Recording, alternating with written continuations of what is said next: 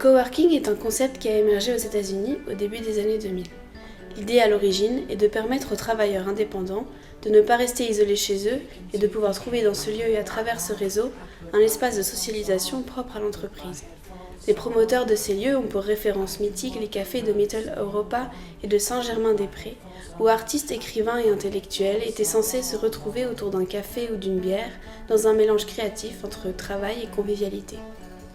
Les formes et déclinaisons sont infinies car chaque espace a sa particularité qui est définie par son créateur originel, selon ses besoins, ses convictions et simplement ses moyens, puis par ses utilisateurs. Certains espaces de coworking sont très grands et accueillent du travail de bureau ne nécessitant pas d'autres infrastructures que des postes de travail et des salles de réunion. D'autres sont bien plus intimes comme à The Library que nous allons vous faire visiter.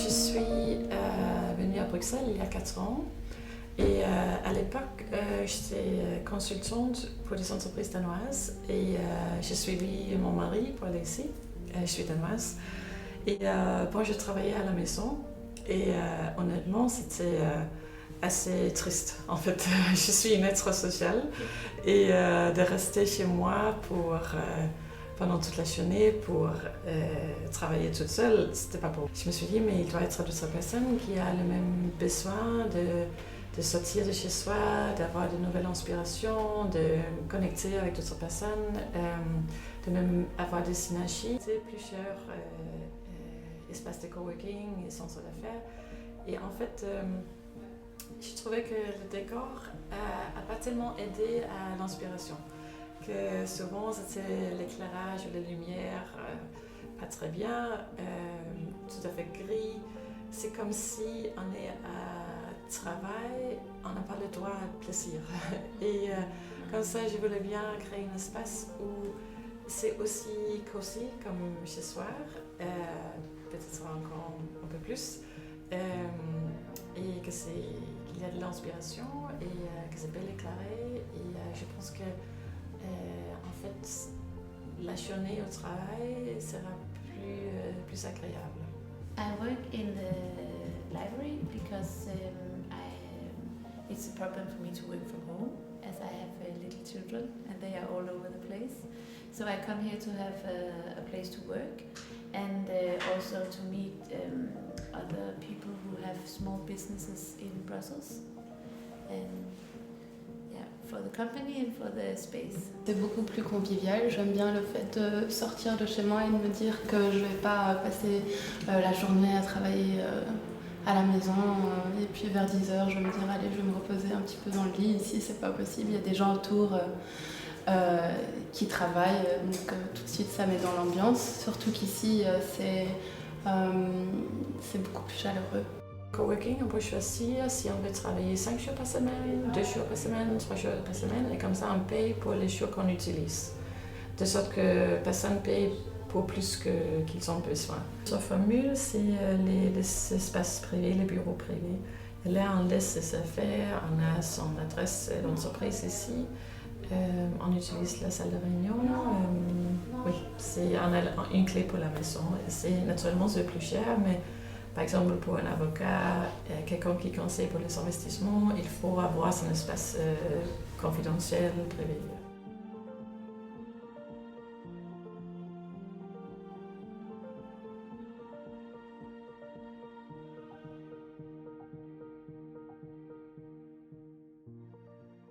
Un Fab Lab, qu'est-ce que c'est? Inventé au MIT en 2005, c'est un espace de fabrication numérique. Diminutif de Fabrication Laboratory, ça a pour objectif de permettre à quiconque de réaliser un prototype modélisé sur ordinateur. On crée un fichier en 2 ou 3 dimensions et les modèles réalisés serviront de base aux machines qui fabriqueront l'objet. On se sert de plusieurs machines telles que des imprimantes 3D, des découpeuses laser utiles aux architectes et étudiants en architecture pour faire des maquettes,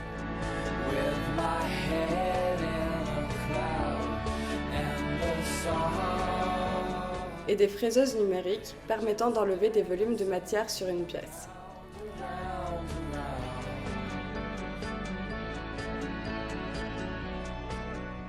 Le Fab Lab accueille de nombreux profils d'usagers, comme des designers, des bricoleurs, des ingénieurs, des architectes ou bien des artistes.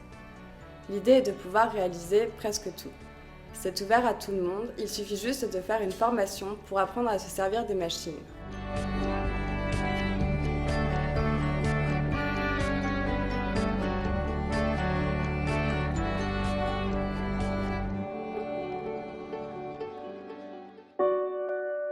Disons qu'IMAL, c'est une organisation qui a été créée en 99-2000, donc c'est une organisation artistique au départ, orientée tout ce qui est art niveau média, art numérique. Et donc c'est un lieu ici c'est le lieu public où on fait tous les événements publics. Voilà. Donc on fait de l'ordre de 3-4 expos par an, et puis on fait des conférences, parfois des concerts, performances, voilà, toutes sortes d'événements. Effectivement, il n'y a pas des activités tous les jours. Et quand il n'y a rien de programmé, ce qui se passe très souvent, c'est que c'est un lieu de résidence. Donc il y a, par exemple, la semaine prochaine, il y a un collectif qui vient en résidence, ça s'appelle Résidence tout le temps. Voilà. Et donc ils vont travailler ici. Ils vont s'installer dans l'espace ici pour mettre au point un projet. C'est à la fois un Media Lab et un centre d'art. Et bon, il y a beaucoup d'organisations Media Lab qui ont tendance à être fermées sur elles-mêmes. Donc il n'y a pas de visibilité et il n'y a pas de retour vers le public et de feedback du public vers ce qui est fait. Ça fonctionne en circuit fermé. Donc ici, le modèle, c'est vraiment d'avoir une synergie entre des activités publiques où ce que les artistes qui viennent en résidence peuvent montrer leurs choses, soit dans un cercle restreint, soit dans une expo vraiment publique, et du public qui voit des choses nouvelles, émergentes, et puis qui va peut-être être attiré par toutes les activités qui sont plus laboratoires, Media Lab qu'on fait à côté. Donc, moi, je veux qu'il y ait justement ce dialogue permanent, et que ce ne soit pas des mondes séparés, quoi.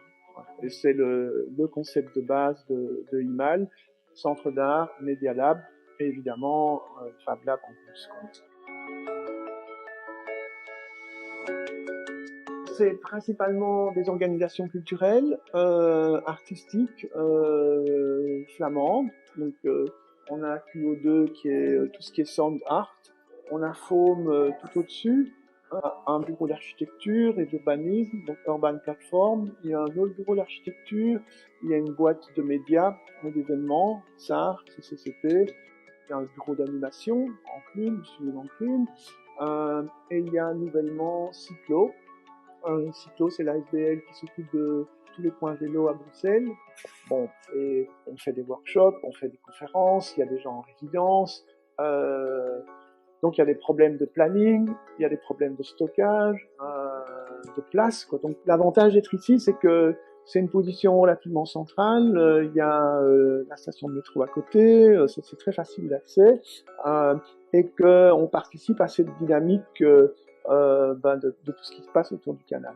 Donc, il y a des tas de choses à améliorer, vous avez probablement remarqué, enfin pour moi une des principales, c'est toute la signalétique, on est invisible. Et c'est vrai qu'il y aurait un projet à faire d'intervention sur la façade pour qu'on soit beaucoup plus visible, quoi.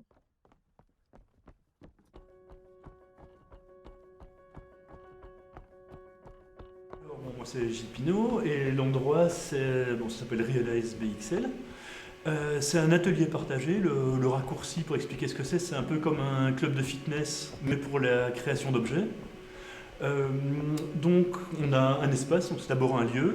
Dans cet espace-là, on essaye d'avoir une série de gens qui créent des objets, donc qui partagent leurs connaissances d'abord, leur motivation d'abord, leurs connaissances ensuite, et en se mettant en commun, on met des outils, et donc on a accès à beaucoup de moyens. Donc ce qu'on aimerait bien arriver à faire, c'est qu'ici, il y a moyen de réaliser pratiquement n'importe quel objet.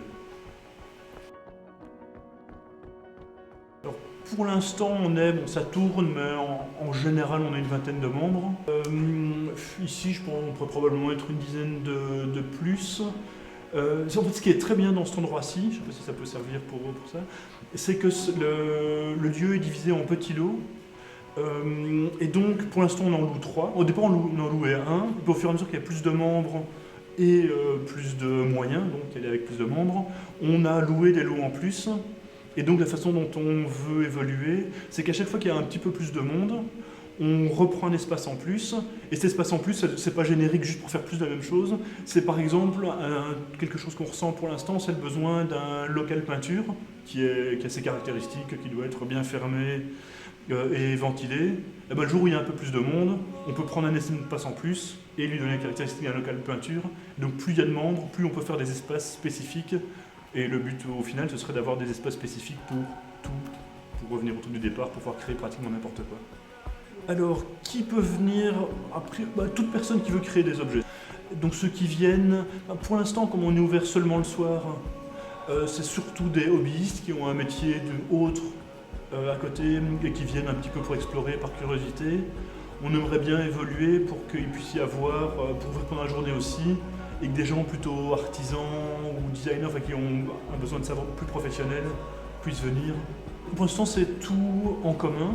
Donc ce qu'on demande, c'est à tout le monde de dégager l'espace à la fin de la session. Parfois c'est un peu limitant pour certaines personnes. Ce que j'aimerais vraiment beaucoup qu'on fasse à l'avenir, c'est en prenant exemple sur un truc qui s'appelle Artisan Asylum. Je vous encourage vivement à aller creuser par là, c'est un super endroit, c'est un gigantesque makerspace à Somerville aux États-Unis. Et ce qu'ils font là-bas, c'est qu'ils proposent une option où on peut avoir, c'est par lot de 5 mètres carrés à peu près, où on peut avoir, donc ça reste ouvert, c'est pas une pièce fermée, mais on peut avoir son bout d'établi à soi. Ils mettent juste des pièces façon cubicles, donc ce sont des murs, quand on est debout, on voit au-dessus, quand on est assis, on est protégé, fermés sur 3 côtés. Et donc les gens peuvent là installer leur machine, laisser leur bazar, et donc c'est une option en plus pour les gens qui veulent un peu plus prendre racine. Et je trouve que c'est vraiment chouette. Effectivement. Alors, un des trucs les plus spécifiques pour l'instant, c'est la découpeuse laser qui dégage, quand on découpe laser, ça vaporise la matière qui est découpée, donc ça crée des fumées, ça peut incommoder des voisins, donc il faut soit avoir un module de filtration de l'air qui coûte un peu cher, et dans ce cas-là, ça peut être vraiment en intérieur et l'air peut être rejeté à l'intérieur, ou bien avoir accès à une cheminée assez haute pour ne pas embêter les voisins. Ça, c'est une des choses. L'autre chose qui est plus générique, c'est le bruit. On fait pas mal de bruit. Il y a des espaces qu'on a visités qu'on n'a pas pu prendre parce qu'il y avait trop de bruit. Et beaucoup de gens qui nous rejoignent, c'est pour pouvoir faire des activités qu'ils ne peuvent pas faire dans leur appartement en ville. Et donc, c'est vraiment important de pouvoir faire du bruit sans compter, parce que si on doit se dire qu'à partir de je sais pas quelle heure le soir on ne peut pas faire de bruit, ça perd beaucoup de son intérêt. C'est principalement ça. Accessoirement, il y a un côté sécurité. Il faut une bonne ventilation parce que ça peut, genre quand on travaille le bois, s'il y a beaucoup de poudre dans l'air, beaucoup de sciure dans l'air, ça peut devenir explosif. Ou si on respire trop de sciure, on peut devenir allergique à la sciure de bois, ce qui est assez handicapant dans la vie. Donc il y a pas mal de choses de ventilation aussi. Il y a l'évacuation, c'est important. C'est pas vraiment une nuisance, mais une chose importante aussi, c'est l'accès, pouvoir emmener des grosses machines ou de la matière, des choses comme ça, c'est vraiment important de pouvoir accéder facilement. Ici on a un treuil, ça peut passer. Dans d'autres espaces, il y a un gros monte-charge, c'est mieux. Dans d'autres espaces, c'est au rez-de-chaussée avec un accès camion, c'est encore mieux. La lumière naturelle, c'est agréable, juste parce que c'est agréable de donner la lumière naturelle, mais finalement, une bonne lumière artificielle, au moins c'est constant et on sait compter dessus. Donc, qu'elle soit naturelle ou pas, ça c'est pas trop grave, mais il faut beaucoup de lumière, ça c'est sûr. Donc, tout n'est pas obligé d'être au rez-de-chaussée. Et accessoirement, certaines machines très bruyantes pourraient par exemple se retrouver en cave, c'est difficile. Enfin, il faut qu'il y ait quand même un bon accès, mais une fois qu'on a amené la machine, c'est peut-être plus facile d'isoler le bruit venant d'une cave que. Une chose aussi, c'est qu'il faut isoler les activités les unes des autres. Quelqu'un qui fait des petites choses délicates et qui a envie de se concentrer n'a pas nécessairement envie d'entendre le bruit de la personne qui est en train de polir du métal à côté. Et donc rien que pour ça, ça peut peut-être valoir la peine de jouer aussi un petit peu. Il y a vraiment des zones qui ont besoin de calme et des zones qui génèrent beaucoup de bruit. et qu'il faut arriver un petit peu à séparer. Et ça, c'est quand même assez important. Au départ, on était à un endroit où tout était mêlé, et il y a des gens qui devenaient fous. Ici, on essaye un maximum d'être tout à fait généraliste, de pouvoir créer n'importe quoi. Et donc, on ne trouvera pas trop souvent des travaux d'ébénisterie, par exemple, dans d'autres Fab Labs. On a vraiment envie d'être très généraliste, et c'est super chouette quand il y a je sais pas, il y a des gens qui font de l'imprimerie, par exemple, enfin, qui font en dehors de l'imprimerie, et quand il y a un imprimeur qui discute avec quelqu'un qui fait de l'électronique, qui discute avec quelqu'un qui fait autre chose, bah, c'est super amusant parce qu'ils se donnent chaque fois des idées qu'ils ne naîtraient pas sinon. Donc je trouve que la grande différence, c'est vraiment surtout le fait d'être très diversifié. Il y a beaucoup d'hobbyistes, pas toutes, qui ont envie d'avoir plus de confiance en eux, et quand leurs disons, œuvres sont montrées au public, et même éventuellement, s'ils peuvent vendre leurs trucs, ça ne va pas leur rembourser le temps qu'ils y passent, mais ça fait une espèce de reconnaissance. Et donc avoir un peu de visibilité, ça aide quand même vraiment les gens à prendre confiance en eux et à créer des choses. Donc un lien avec le monde, ça peut être chouette. Ça. Il y a d'une part les parents qui veulent venir et qui sont pas trop bloqués. Genre tu as vu Anne-Catherine, qu'on a un enfant depuis pas très très longtemps. Et parfois elle vient ici, enfin elle accompagne. Et quand on est là avec lui, on se retrouve souvent à pas bricoler des masses parce qu'on s'occupe de lui. Et donc c'est vrai que ce serait précieux dans quelques instants de pouvoir faire d'autres choses. D'autre part, pour les enfants un peu plus âgés, il y a une tonne d'activités géniales d'éveil à faire. Mais ça demande un truc assez spécifique parce qu'ici, il y a quelqu'un qui avait voulu un jour venir avec un petit enfant de, je sais pas, peut-être 7 ans. Enfin, il était venu sans prévenir et il a débarqué avec son enfant de 7 ans. Et j'ai passé ma séance à stresser parce que j'avais un fer à souder, quelqu'un d'autre qui avait une disqueuse. Et lui était curieux, c'était de la saine curiosité, mais il allait mettre ses mains dans n'importe quoi. Et l'espace est super pas prévu pour ça. Et je crois que si on veut pouvoir intégrer des enfants dans un endroit comme ça, c'est un projet spécifique ou des heures spécifiques. C'est chouette, il y a des makerspaces qui se font vraiment autour de ça, où il y a soit vraiment pour les enfants ou des trucs family friendly. Elles sont des projets à part entière, ou bien des heures avec des éducateurs spécialisés, tout ça.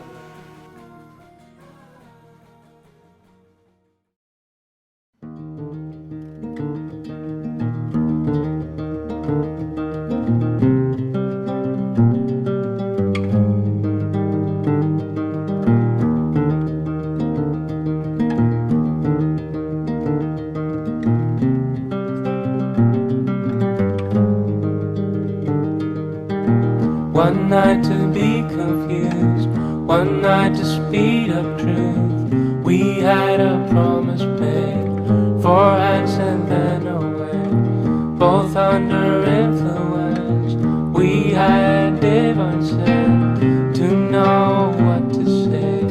Mind is a razor blade to call for hands of above, to lean on. Would it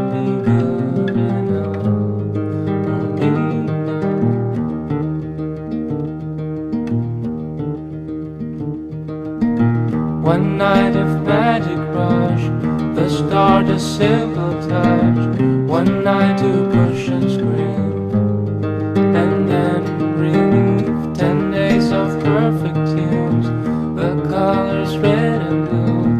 We had a promise made, we were in love. To call for hands of above, to lean on.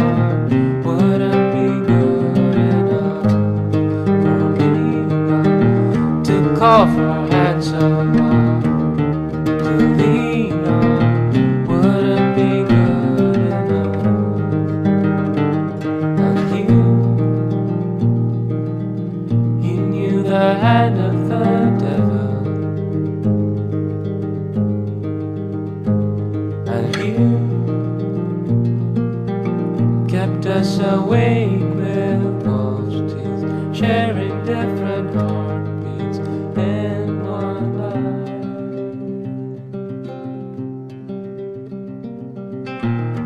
Call for hands of